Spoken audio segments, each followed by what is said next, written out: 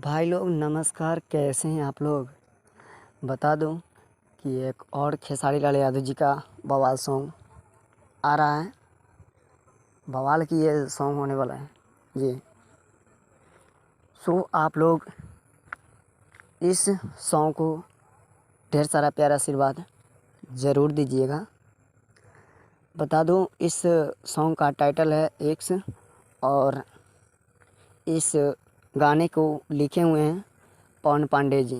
जी, आप लोगों को मालूम है जो पवन पांडे जी का जो लिखा हुआ सॉन्ग रहता है वो कैसा रहता है।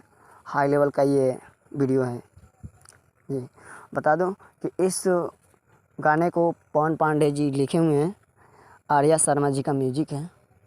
सो इस गाने को रिलीज कब किया जाएगा जी। बता दूं कि इस गाने को रिलीज किया जाएगा 19 तारीख को सुबह 6:30 बजे जी।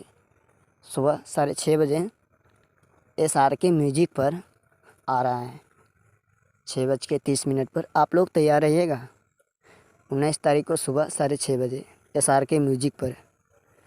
सो अपडेट यही था। पसंद आए तो वीडियो को लाइक कीजिए, चैनल पर नए हैं तो सब्सक्राइब करके घंटे को भी ऑल पर प्रेस कीजिएगा। मिलते हैं नेक्स्ट वीडियो में।